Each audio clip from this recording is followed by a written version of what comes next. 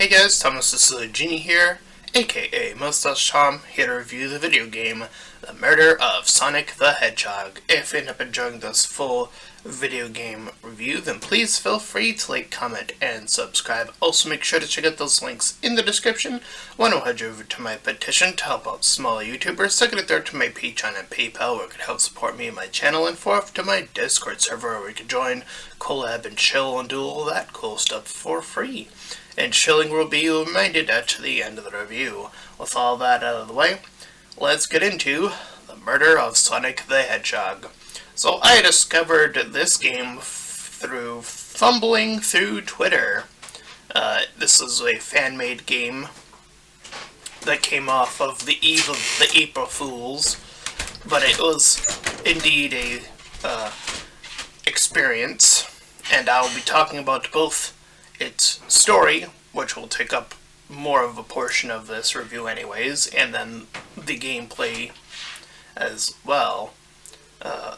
With that being the case, let's start with the story. And of course, scoring it as objectively as possible, and separating the two, just in case there's any distinction.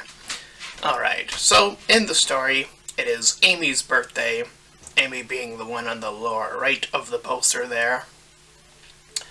And she has been invited with her party of individuals, which you all see there in the background, as well as Sonic himself and Tails, to be a part of her birthday party, which ends up also being serving as a murder mystery party. Only this little murder mystery game has a little bit more going on as soon as it is caught on that Sonic the Hedgehog is the one that has been murdered, as well the title literally implies. From there, you play as this sort of OC type character, and you work alongside Tails to investigate and click around and figure out what's going on through the narration, as well as once you have formed your sets of clues, then you get into the little mini game, which is where the gameplay sort of unravels a little bit further. But for the most part, it is a visual novel, which means a lot of its charm and aspect comes from its ability to tell said story. With that, I did say this at the end part of my review, where I said that I think that this would have been helped with a little bit of a bigger roster of Sonic characters, maybe up to like at least a minimum of 4 additional characters maybe. I think would have helped sort of increase the level of suspects that you get to just talk to, get some more potential story from in general, and all of that cool jazz. Because as is, I do think that this sort of limited cast, and you were already told very early on that 2 of our characters can't be the murderers, that being Tails and Amy, so your list of suspects drops down to only 6, which isn't a whole lot, keep in mind. And even the level design being a train, and the way it's mapped out even more specifically, lends itself to only really, unfortunately, being, well, one character that sort of is like, well, I guess that was that. Yeah, it didn't feel as compelling as like, oh, there's actually a few more clues that could have, there are some that are in the character, like little bio description or whatever it is. But I feel like that could have been like splayed out a little bit better too, on top of the just placement being super convenient on top of it just being like, oh, well, I guess that's just it. You know? It feels like there should have been a little bit more finagling to get there, I guess, is what I'm saying. Well, also simultaneously just allowing there to be more, like, little potential hints to get you there, while, like, subtly maybe even hinting at, like, these are other potentials, but there are things that are gonna actually contradict it, or things of that nature that really make a murder mystery pop when you get those little, red herrings, for example. This game tries to do that for a good chunk of its time. I won't even say that that's not the case, but I am saying that I do think that since the red herring in this case is introduced so early in such a way, it's like, well, that does eliminate that suspect pretty quickly, instead of being like, you're following a red herring in some cases because you do believe it's that character for a while. So it's actually the inverse of the consequence you would probably want to create for a murder mystery. You would probably want people to suspect the red herring for as long as conceivably possible, rather than going, well, that's just not the character then. So just some characters that I thought could be little, little add-ons here. Just they already mentioned Cream, the little rabbit girl. There's Big the cat, and I'm trying to think of game characters. There's all the characters from Sonic Riders, so the birds, any of those three could fit in here pretty well. Yeah, there's like, Sonic has like a whole slew of characters that it can add on from. There's Charmy from the missing, from the trio of our Team Chaotix.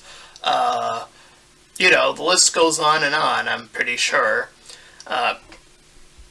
And yeah, I'm gonna continue making the joke of, well, obviously, since this is a video game, of Sonic the Hedgehog, it can't possibly have the actual coolest character in Sonic the Hedgehog's catalog, which is a comic exclusive character still to this day, due to some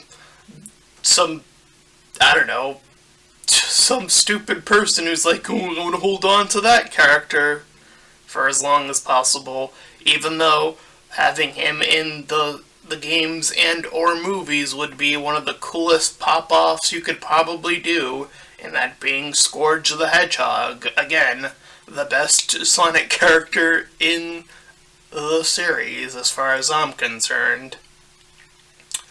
And that would be, again, another interesting add-on. I did talk about these two other characters, but they are also, as far as I think they're comic exclusive. I'm not even sure, though.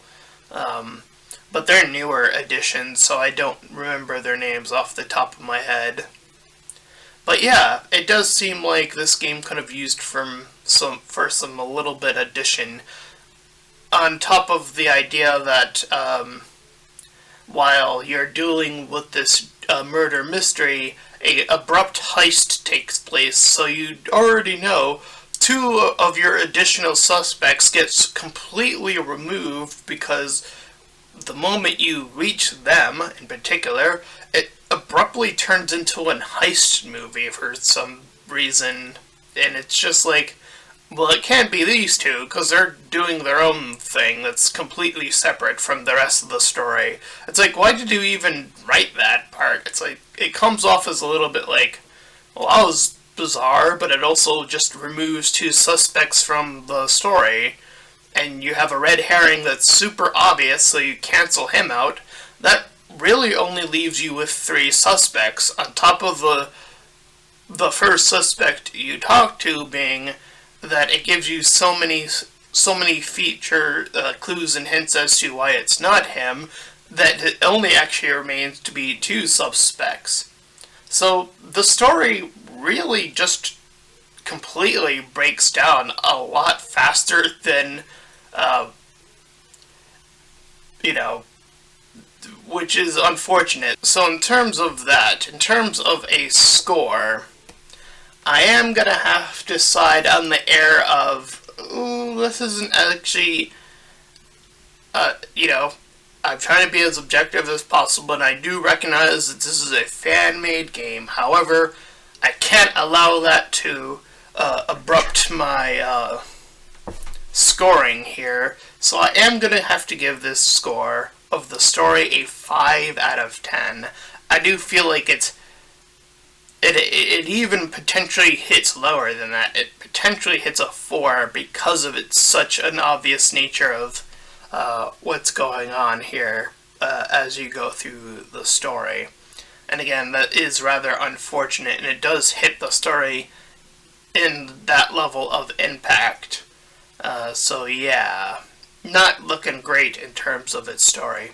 In terms of its gameplay, as you pick up your pieces of evidence and submit it to whichever character you're on, you'll be told to do a think.